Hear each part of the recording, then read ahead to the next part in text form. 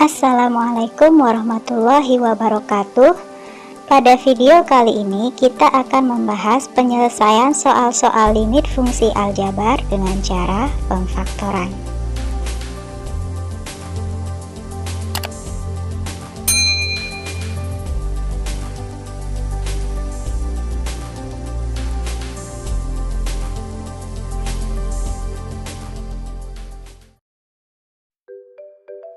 Pada video sebelumnya sudah dijelaskan bahwa dalam menentukan nilai limit fx untuk x mendekati a dengan cara substitusi akan diperoleh beberapa kemungkinan nilai. Kemungkinan yang pertama adalah diperoleh hasil substitusi berupa suatu konstanta.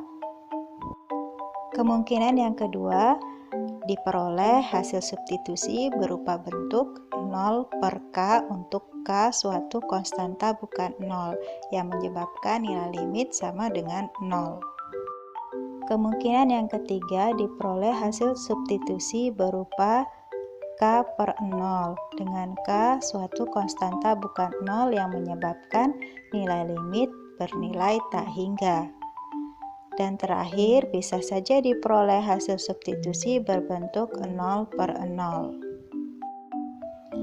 Khusus untuk kemungkinan yang keempat, apabila dengan substitusi langsung diperoleh bentuk 0 per 0, di mana bentuk 0 per 0 disebut bentuk tak tentu, maka penentuan nilai limit dari fungsi fx untuk x mendekati a dilakukan dengan cara selain substitusi. Cara yang dimaksud bisa berupa pemfaktoran atau dengan perkalian faktor sekawan. Khusus untuk video kali ini yang akan dibahas adalah menentukan nilai limit dari fungsi aljabar dengan cara pemfaktoran. Namun sebelum kita mulai membahas penyelesaian soal-soal limit fungsi aljabar dengan cara pemfaktoran, ada baiknya kita mengulas beberapa bentuk aljabar dan cara memfaktorkannya.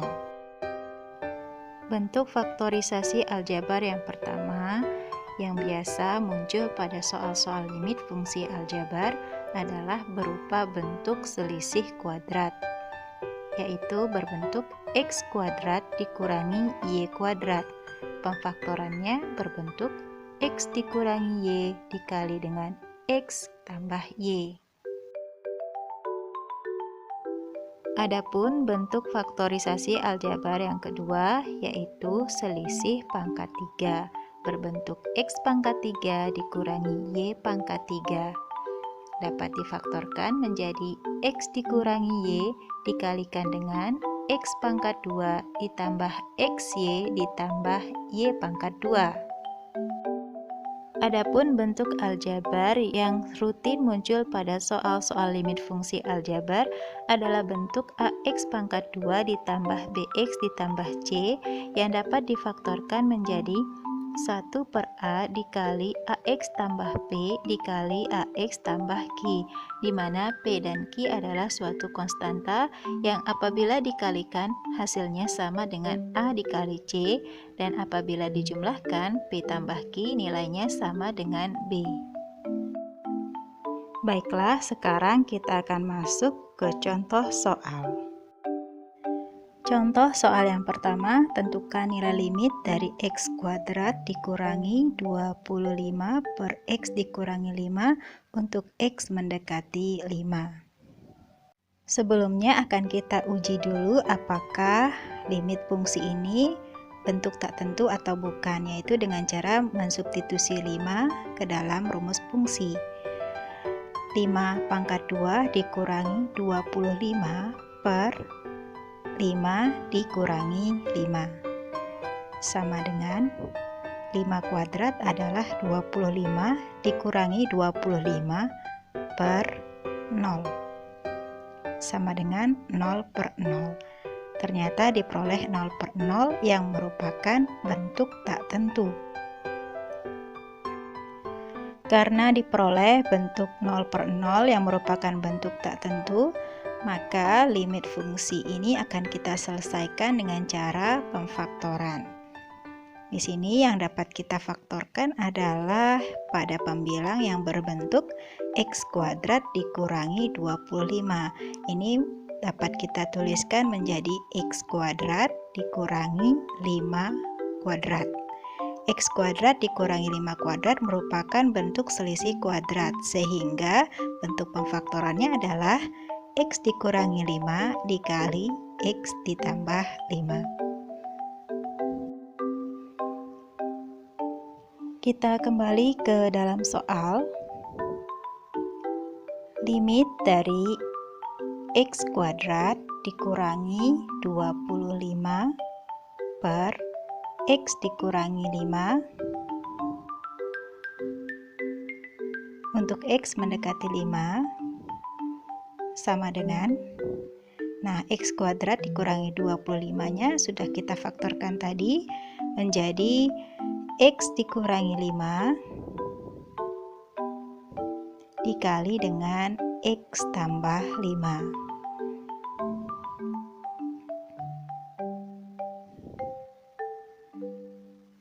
per x dikurangi 5. Nah, karena pada pembilang dan penyebut terdapat faktor yang sama tersebut bisa kita hilangkan atau dicoret, sehingga yang tertinggal adalah limit dari x tambah 5 untuk x mendekati 5. Nah, kalau sudah demikian, 5 bisa kita substitusikan ke dalam x menjadi 5 tambah 5, yaitu 10. Dengan demikian nilai limitnya adalah 10. Berikutnya, berapakah nilai limit dari x pangkat 2 dikurangi 10x tambah 21 per x pangkat 2 dikurangi 9 untuk x mendekati 3?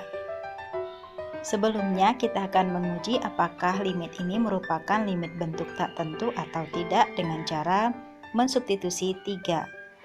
3 pangkat 2 dikurangi 10 kali 3 ditambah 21 per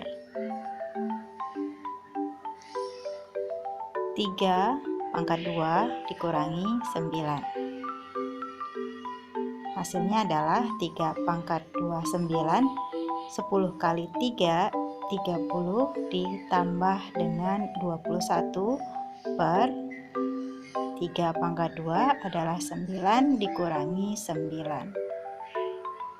9 dikurangi 30 adalah negatif 21 tambah 21 hasilnya 0, 9 dikurangi 9, 0. Nah, dengan demikian nilai limit ini merupakan bentuk tak tentu. Karena dengan cara substitusi diperoleh bentuk tak tentu, maka kita akan coba menyelesaikan dengan cara pemfaktoran. Kita tulis ulang, limit x pangkat 2 dikurangi 10x ditambah 21 per x pangkat 2 dikurangi 9 untuk x mendekati 3. Kita akan coba faktorkan bagian pembilang, yaitu x kuadrat dikurangi 10x ditambah 21.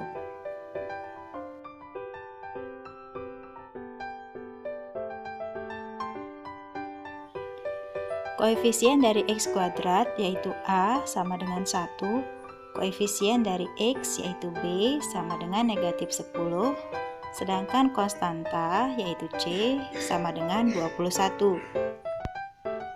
Karena nilai A, B, dan C sudah kita dapatkan, kita bisa langsung masukkan nilai A, B, dan C ke dalam bentuk pemfaktoran, yaitu 1 per 1 dikali 1x dikali 1x, di mana P dan Q akan kita cari tahu dengan bantuan diagram,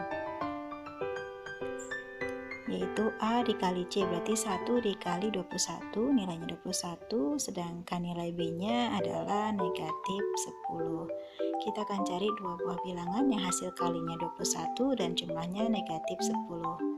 Dua buah bilangan yang menghasilkan 21 itu misalnya adalah 7 dengan 3. Nah, akan tetapi jumlahnya kan tidak negatif, sehingga kita bisa ambil negatif 7 dan negatif 3 sehingga pernyataannya menjadi benar. Nah, dengan demikian P dan Q sudah kita dapatkan, yaitu negatif 7 dan negatif 3. Lalu bentuk pemfaktorannya kita sederhanakan, 1 per 1 nilainya 1, 1 kali X adalah X dikurangi 7, 1 kali X adalah X dikurangi 3. Jadi bentuk pemfaktoran dari X kuadrat dikurangi 10x tambah 21 adalah x dikurangi 7 dikali dengan x dikurangi 3. Selanjutnya kita akan memfaktorkan bagian penyebut, yaitu x kuadrat dikurangi 9. X kuadrat dikurangi 9 bisa dituliskan dalam bentuk x kuadrat dikurangi 3 kuadrat. Ini merupakan bentuk selisih kuadrat, sehingga pemfaktorannya adalah x dikurangi 3 dikali x ditambah 3. Sehingga pada bagian penyebut kita bisa tuliskan x dikurangi 3 dikali x tambah 3. Faktor yang sama dari pembilang dan penyebut, yaitu x dikurangi 3, bisa kita coret sehingga tertinggal limit dari x kurang 7 per x ditambah 3 untuk x mendekati 3.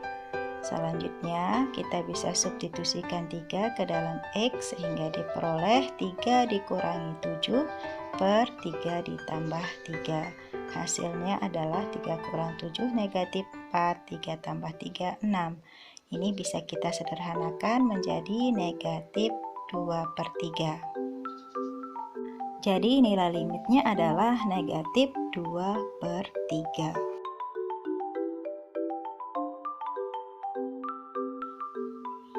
Contoh berikutnya, kita akan mencari nilai limit dari x pangkat 3 dikurangi 8 per 2x pangkat 2 dikurangi x dikurangi 6 untuk x mendekati 2. Sebelumnya kita akan uji terlebih dahulu apakah limit ini merupakan bentuk tak tentu atau tidak dengan cara mensubstitusikan 2 ke dalam x. 2 pangkat 3 dikurangi 8 per 2 dikali 2 pangkat 2 dikurangi 2 dikurangi 6 sama dengan 2 pangkat 3 8 dikurangi 8 per 2 pangkat 2 4 kali 2 8 dikurangi 2 dikurangi 6. 8 dikurangi 8 0, 8 dikurangi 2 dikurangi 6 juga 0. Nah, dengan demikian karena diperoleh 0 per 0, limit ini merupakan bentuk tak tentu.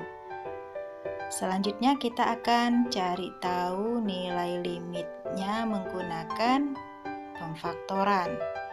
Kita tulis ulang, limit dari x pangkat 3 dikurangi 8 per 2x pangkat 2 dikurangi x dikurangi 6 untuk x mendekati 2. Kita akan coba faktorkan pembilangnya terlebih dahulu, yaitu x pangkat 3 dikurangi 8.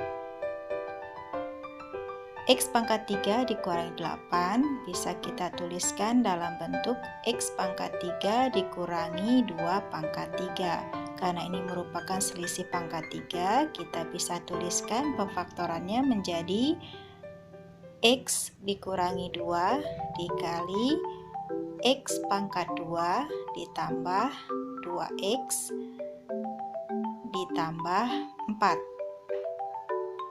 Nah, selanjutnya hasil pemfaktoran kita tuliskan dalam soal penyelesaian, yaitu limit x dikurangi 2 dikali x pangkat 2 ditambah 2x ditambah 4.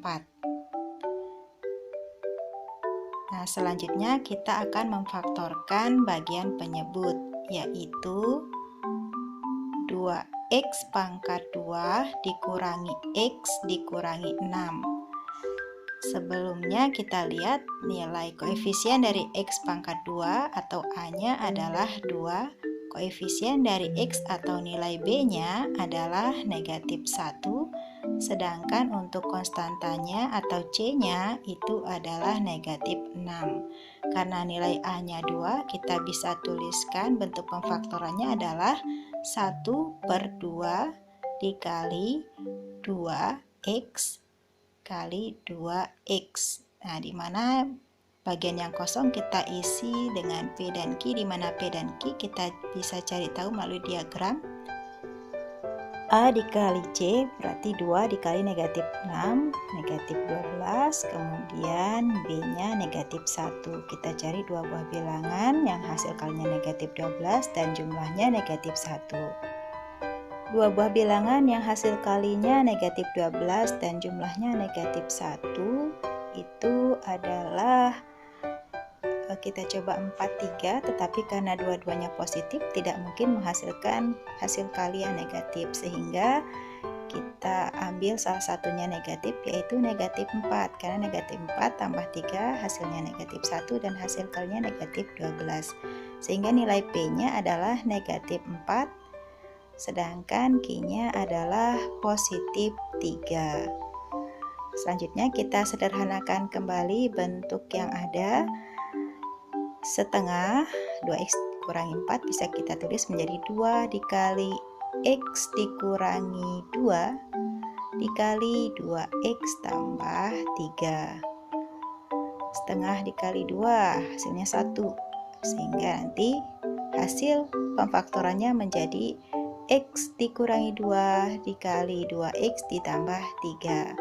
Jadi bentuk pemfaktoran dari 2x kuadrat dikurangi x dikurangi 6 adalah x dikurangi 2 dikalikan dengan 2x tambah 3, limitnya untuk x mendekati 2. Karena ada faktor yang sama dari pembilangan penyebut, kita bisa coret, sehingga yang tersisa adalah limit dari x kuadrat ditambah 2x ditambah 4 per 2x ditambah 3 untuk x mendekati 2. Selanjutnya 2 bisa kita substitusi langsung menjadi 2 pangkat 2 ditambah 2 dikali 2 ditambah 4 per 2 dikali 2 tambah 3. Hasilnya adalah 2 pangkat 2, 4, 2 dikali 2, 4, ditambah 4 per 2 kali 2, 4, ditambah 3. Hasilnya adalah 4 tambah 4 tambah 4, 12 per 4 tambah 3, 7. Jadi nilai limitnya adalah 12 per 7. Nah, itu tadi beberapa contoh penyelesaian soal-soal limit fungsi aljabar dengan cara pemfaktoran. Semoga dapat membantu sahabat berbagi dalam mempelajari limit fungsi aljabar. Demikian video kali ini. Wassalamualaikum warahmatullahi wabarakatuh.